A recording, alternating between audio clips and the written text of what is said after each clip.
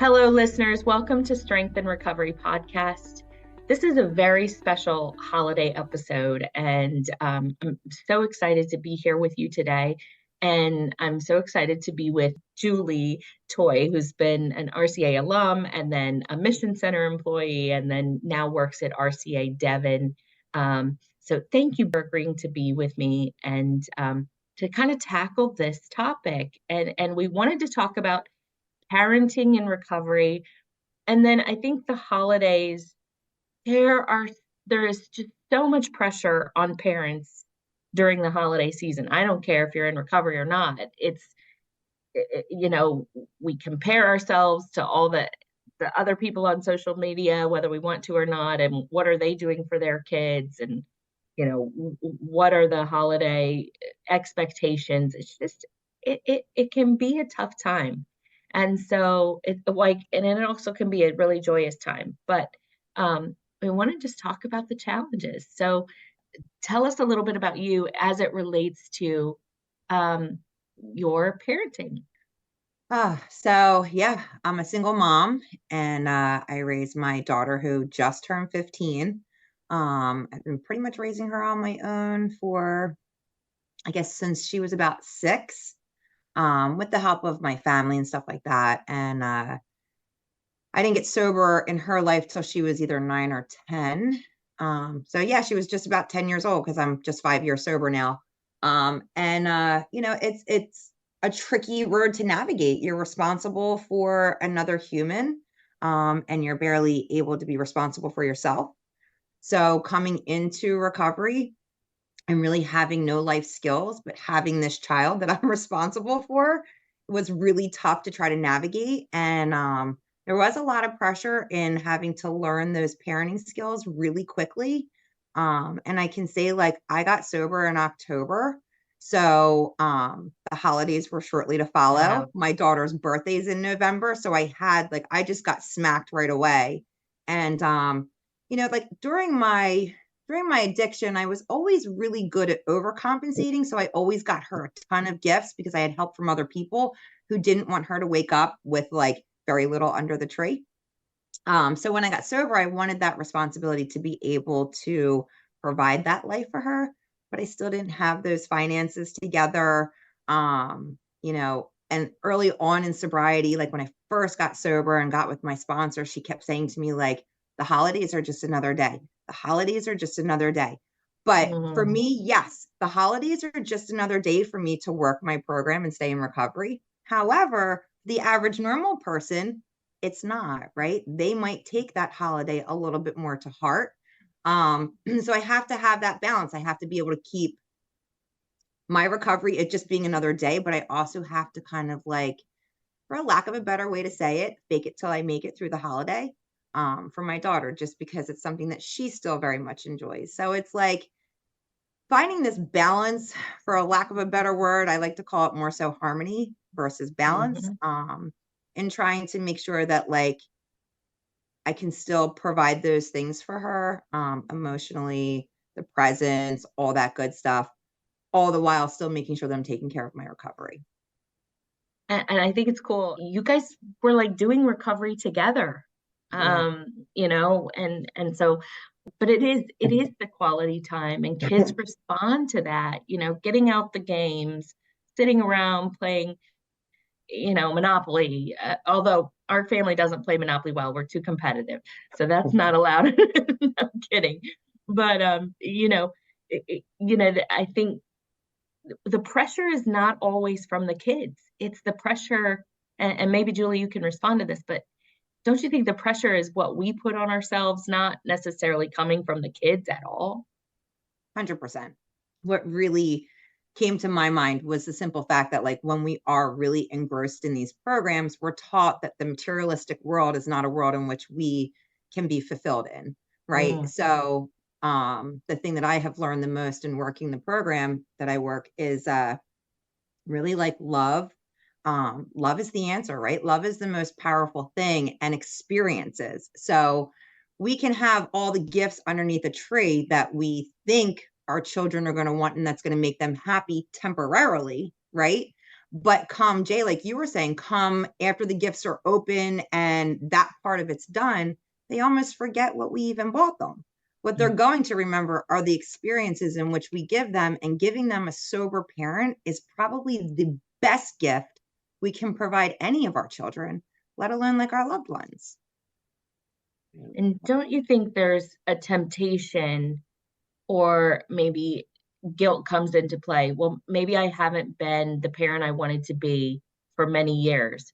So now I've got to make up for that all in one day, or all in one year, all in, and maybe it's Hanukkah, maybe it's Christmas. I mean, the holidays become super pressure filled as kind of a redemption of past mistakes.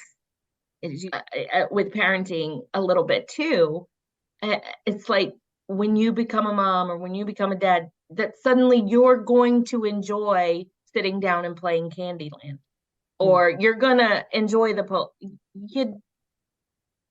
I don't know, maybe you did, but I didn't. Like that didn't I mean, I think there are some, I mean, could embrace moments and all of that, but it's still, parenting is work.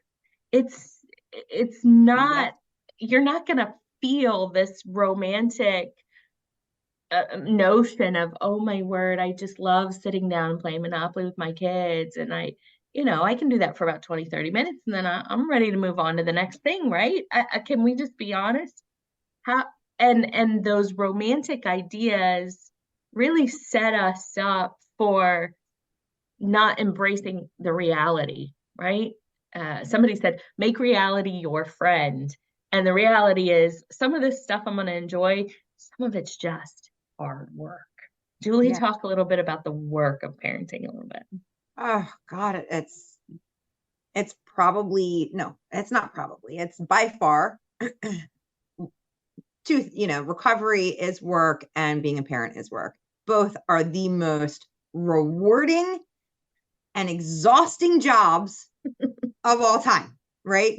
And it's just a constant, you have another human being. Again, like I said earlier, you're responsible for this human being who's evolving and growing, and their likes change and their dislikes change, and you're trying to keep up with that. All the while, you are still your own individual person with needs and wants too.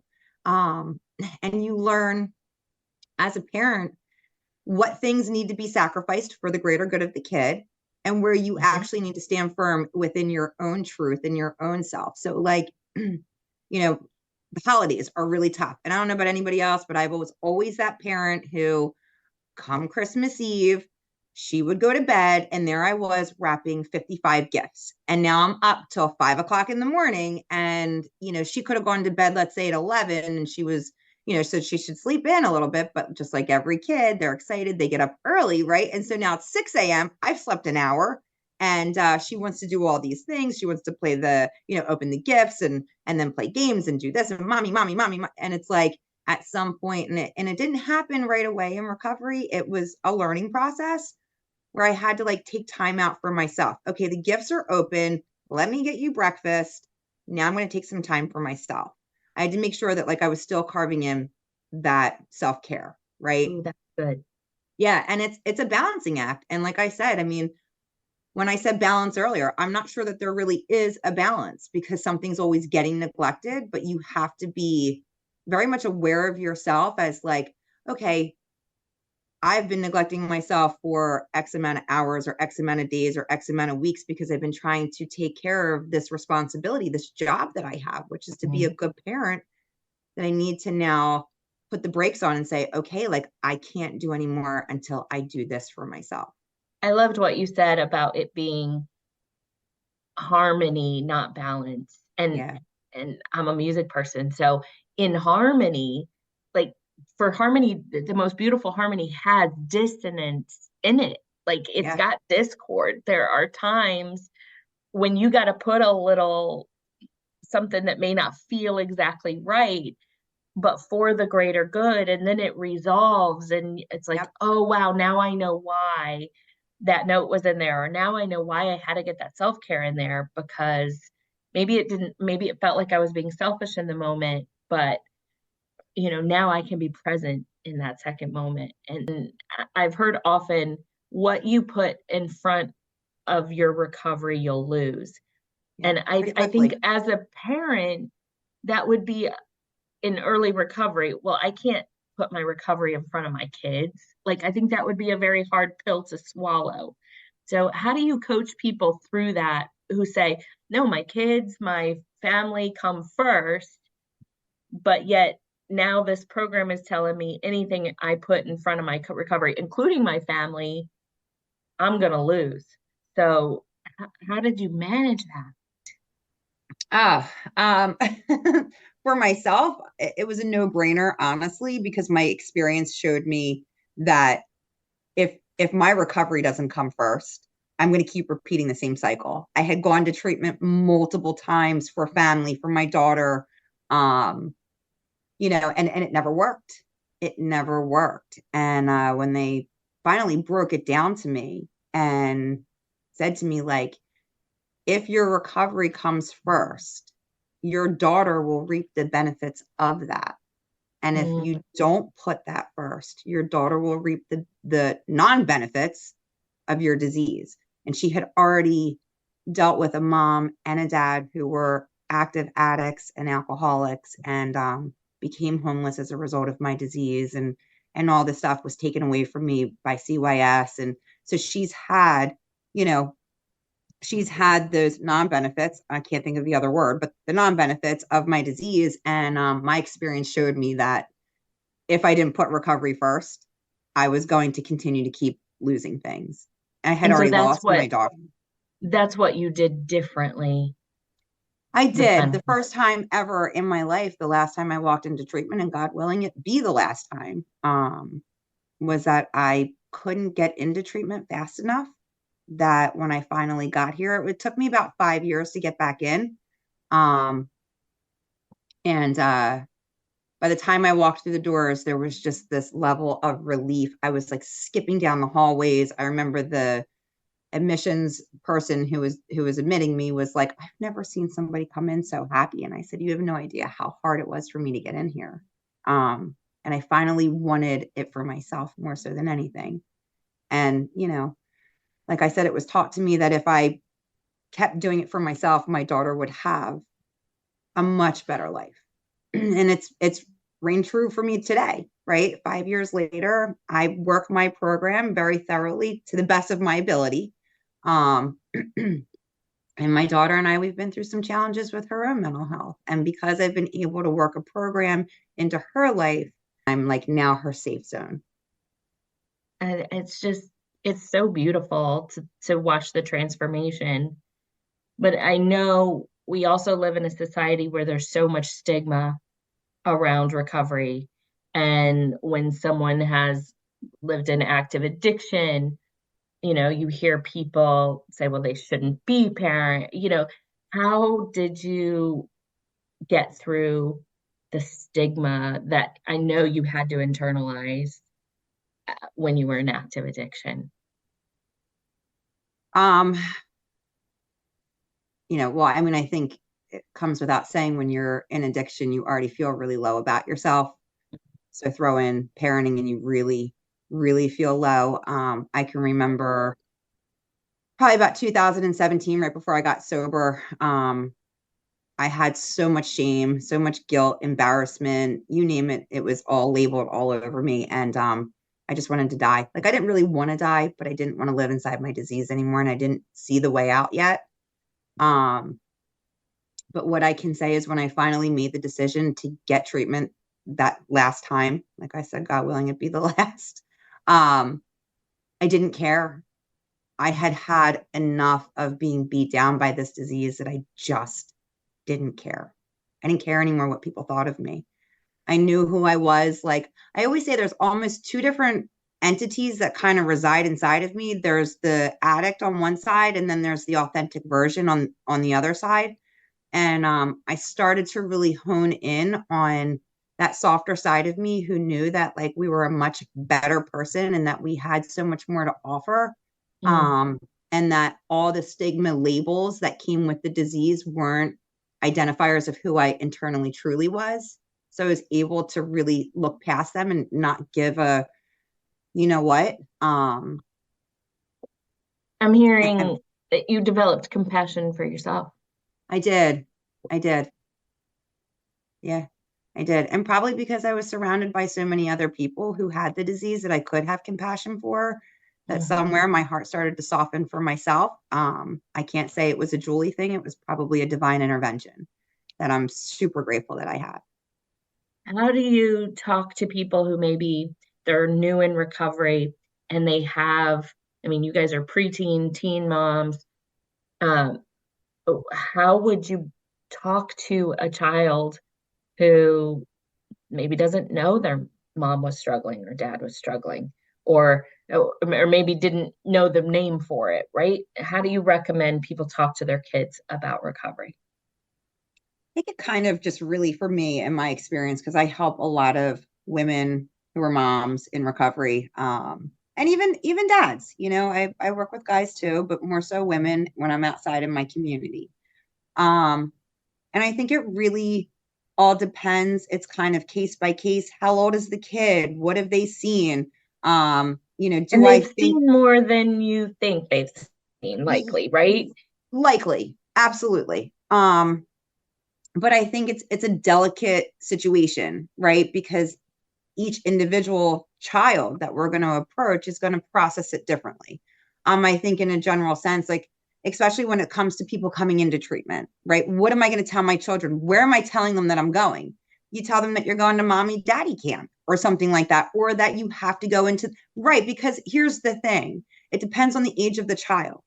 If we Mm. get too involved in the conversation with them, we've now instilled an unnecessary fear inside of them, and we strip away their ability to just be a child.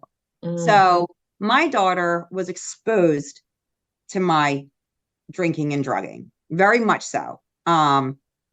So when I went to treatment, it wasn't this last time, it wasn't my first time going away on her, right? She had seen me go to treatment since she was 2 years old up until the time that she was 9 or 10. So this wasn't something new to her, and she knew that mommy and daddy were sick.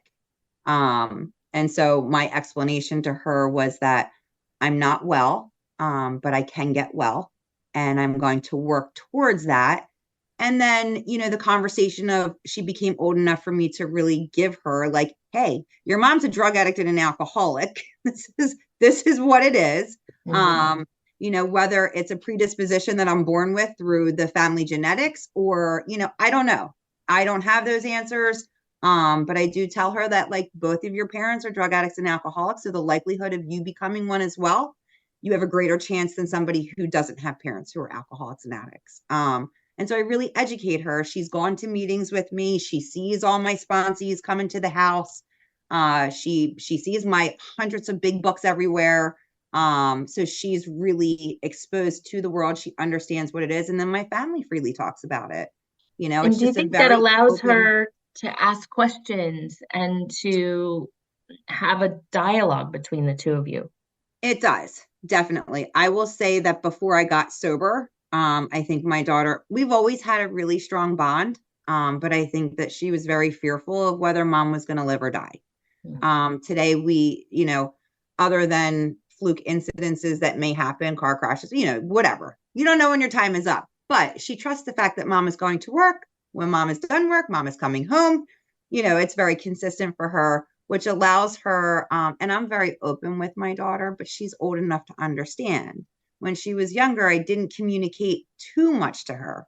I remember her dad was very much like, he would tell her everything. And that would bother me because I said, you can't, she's a child. Mhm. Certain information she shouldn't be privy to. Now Mhm. that she's old enough and she's a teenager, yes, she needs to know that this is part of my life. This is why it's a part of my life. And that the likelihood that it could be part of her life is pretty great too. So I want to And keep that that education for her.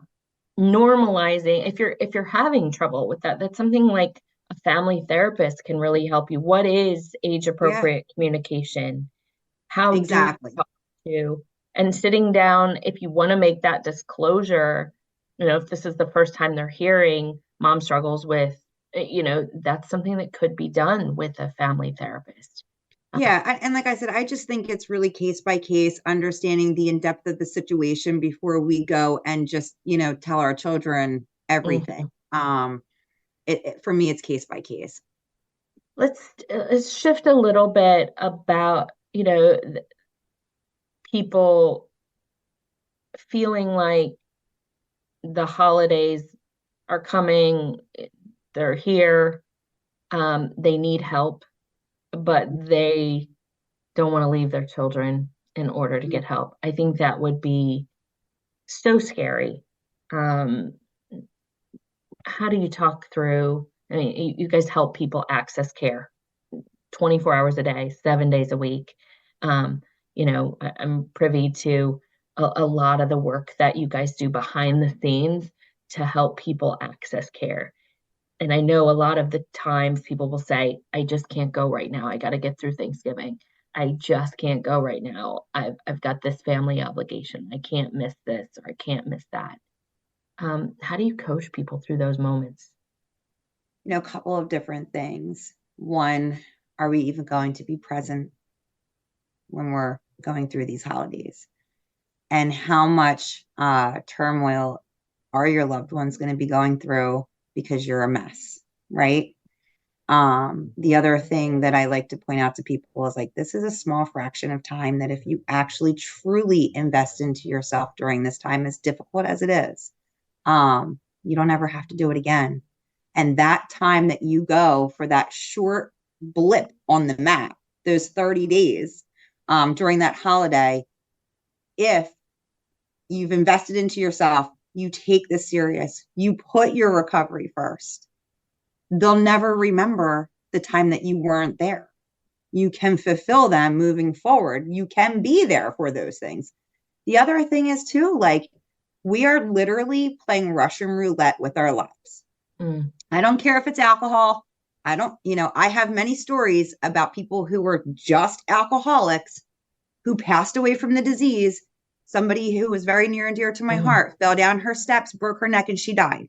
Right. So like, these are real things that we don't know are or are not going to happen.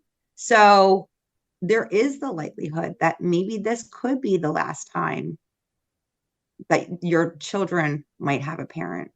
Why not give them the best gift of all time to just invest in yourself for 30 days? And when you get out, it's not just 30 days, right? We know that this is a lifelong journey, but when you get out and you get yourself around these people who are going to lift you up until your foundation is solid and you can stand on your own, you can give them a lifetime of that beautiful gift that's priceless. It is the most priceless gift. You're healing when you're a parent. I heard this quote.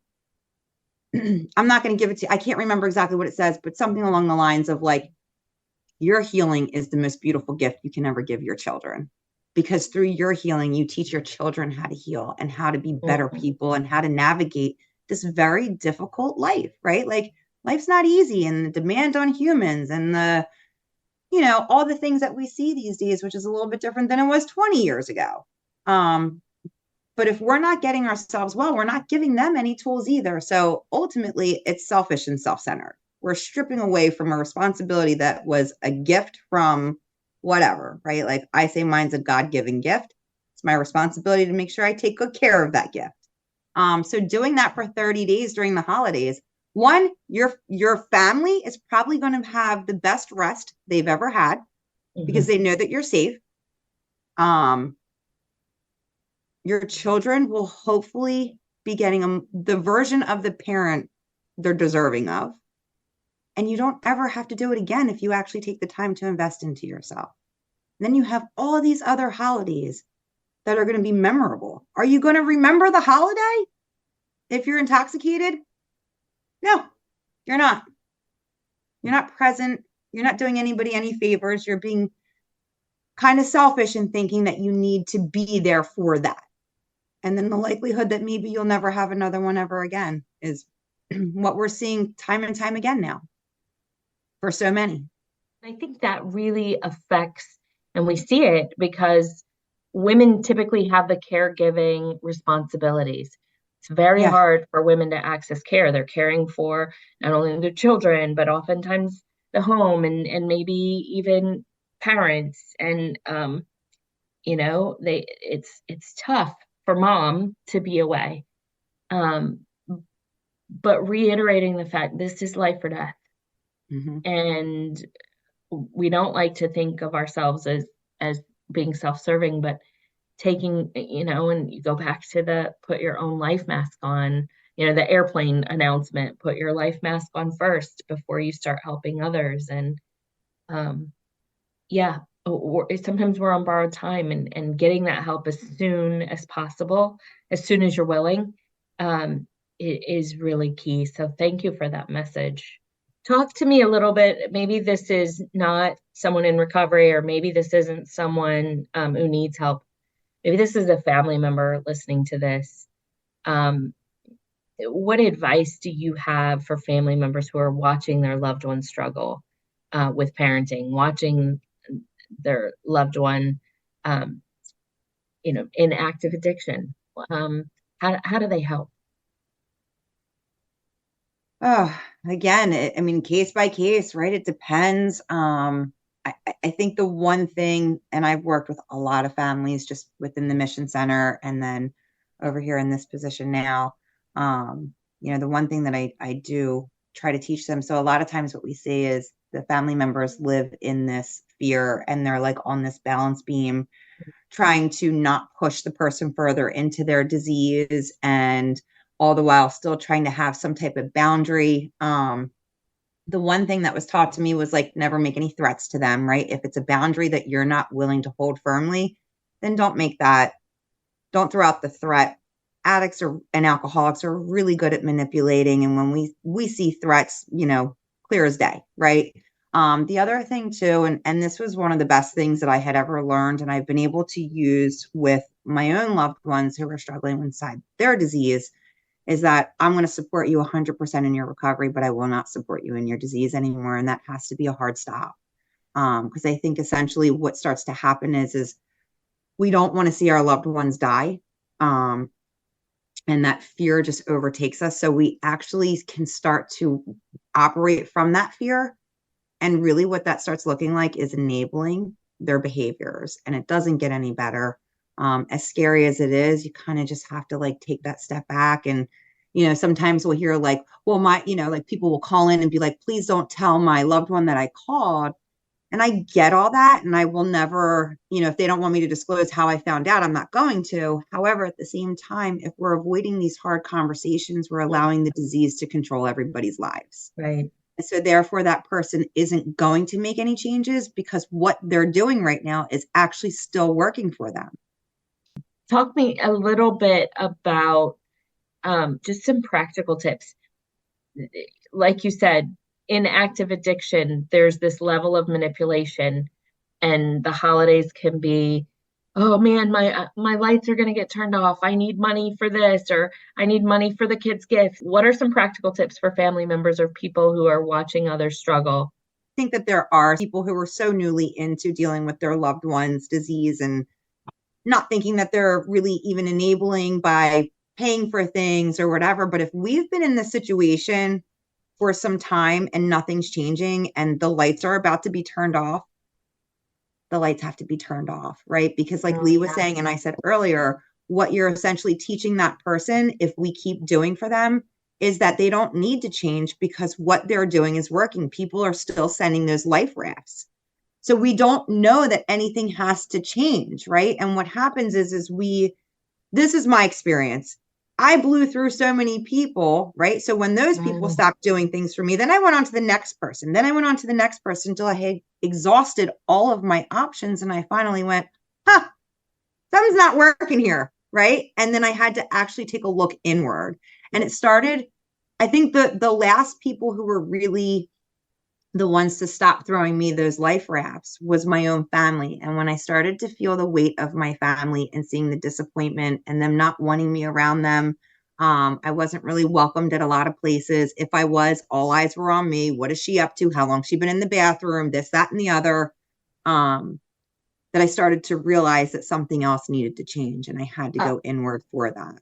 allowing the person you love to fail. Yeah. So here's the analogy that I've used for loved ones. When we have babies who are learning to walk and they fall down, we do not pick them back up because they need to learn to walk on their own. That does not change when we become adults. It just becomes a different scenario.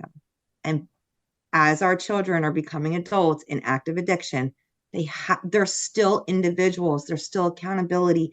They still have to learn to be responsible for themselves. And it hurts to watch people fall. It does.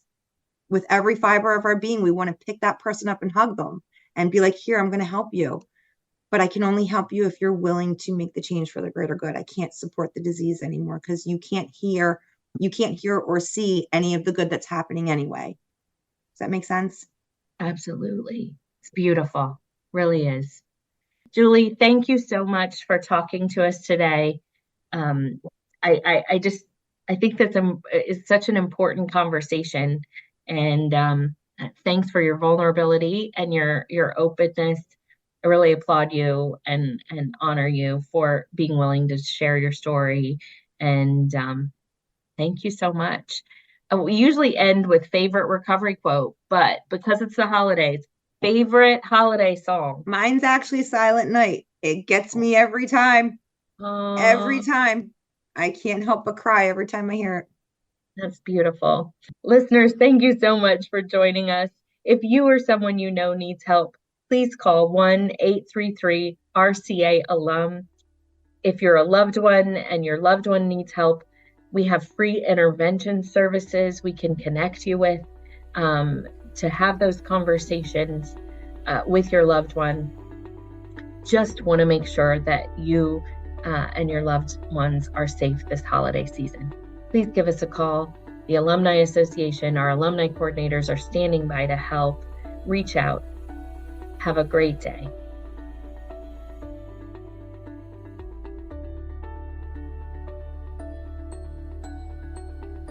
Thank you for listening to the Strength and Recovery podcast. If you enjoyed this episode, please tap the subscribe button and leave us a review. We love hearing from our listeners and hope to reach more of you out there as we continue to share these incredible stories of recovery. The RCA alumni team aims to provide a safe, supportive environment for those in the recovery community, regardless of their affiliation with RCA. We host a full calendar of virtual and in-person meetings 7 days a week, 365 days a year, as well as free sober events every month.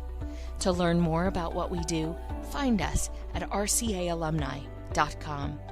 Remember, if you or a loved one is struggling with addiction, pick up the phone and dial 1-833-RCA-ALUM.